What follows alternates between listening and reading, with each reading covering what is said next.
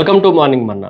నేటి వాక్య దర్శనం కొరకు కీర్తన గ్రంథం 9వ సంకీర్తన 12వ చరణం. ఆయన రక్తాపరాధమును గురించి విచారణ చేయనప్పుడు బాధపరచబడు వారిని జ్ఞాపకం చేసుకును, వారి మొరను ఆయన మరువడు. మరొకసారి దేవుని వాక్యంలో నుండి ఈ ఉదయకాల సమయంలో 4 ప్రాముఖ్యమైన విషయాలు దావీదు భక్తుడు దేవుని గురించిన సత్యాలను మనకు తెలియజేస్తున్న మాటలు 4 విషయాలు ప్రత్యేకంగా మనం జ్ఞాపకం ఉంచుకోవాలి. నెంబర్ 1, మొట్టమొదటిది మనం జాగ్రత్తగా ఆలోచన చేస్తే, it is a divine justice.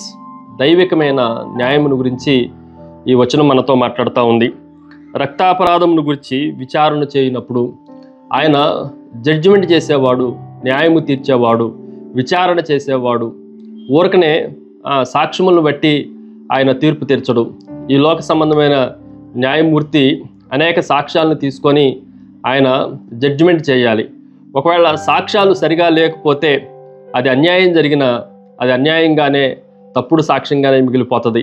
కానీ దేవుడు విచారణ చేసినప్పుడు, రక్తాపరాధమును గురించి విచారణ చేసినప్పుడు, రక్తపాతమును గురించి విచారణ చేసినప్పుడు ఆయన ఖచ్చితమైన న్యాయాన్ని, జడ్జిమెంట్ని దేవుడు ఇవ్వగలడు. అది దైవికమైన న్యాయము అన్న సత్యాన్ని మనం గ్రహించాలి. రెండో విషయాన్ని మీకు జ్ఞాపకం చేస్తాను. ఇట్ ఈజ్ ఏ డెలివరెన్స్, విడుదల. ఈ వచనాన్ని మనం జాగ్రత్తగా ఆలోచన చేస్తే, బాధపరచుబడే వారిని ఆయన జ్ఞాపకం చేసుకును.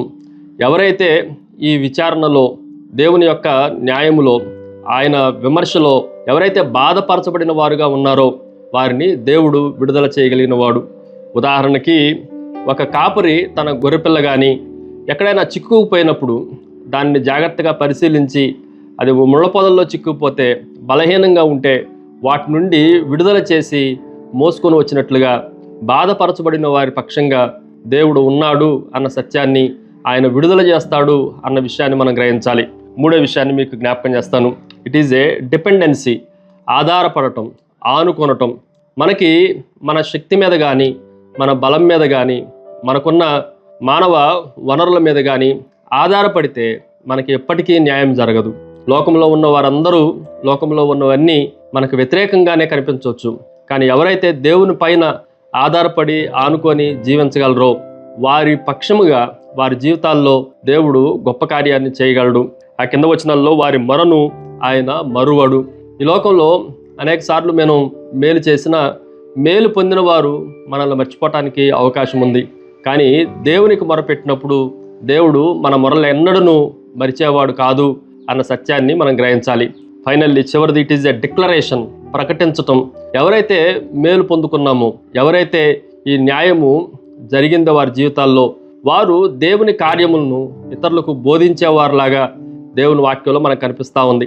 ఎవరైనా సరే, ఒక యోధుడు, క్రీడాకారుడు తన మ్యాచ్లో కానీ యుద్ధంలో గెలిచినప్పుడు ఆయన బయటికి తన యుద్ధమును గురించిన, విజయమును గురించిన ఆ సంఘటనలన్నింటినీ, ఆ సంబరాలన్నింటినీ ప్రజలందరితో పంచుకున్నట్లుగా మనం కూడా న్యాయము చేసిన దేవుని గురించిన విషయాలు అందరికీ తెలియజేసే వారంగా, ప్రకటించే వారంగా, డిక్లేర్ చేసే వాళ్ళంగా ఉండాలి అనేది దేవుని ఉద్దేశమై ఉంది. ప్రార్థన. సకల ఆశీర్వాదములకు కారణభూతులకు తండ్రి, మరొకసారి మిమ్మల్ని స్తుతిస్తున్నాం. మా పక్షంగా న్యాయం తీర్చే దేవుడు అని, రక్తాపరాధమును గురించి మీరు విచారణ చేసినప్పుడు నీతిమంతులందరినీ, బాధపడే వారందరినీ తప్పించే దేవుడు అని, మీ ఉన్నతమైన న్యాయమును బట్టి మిమ్మల్ని స్తుతిస్తూ, ఆరాధిస్తూ, గణపరుస్తూ యేసుక్రీస్తు శక్తి కలిగిన నామమున అడిగి వేడుకొంచున్నాం తండ్రి. ఆమెన్. God bless you.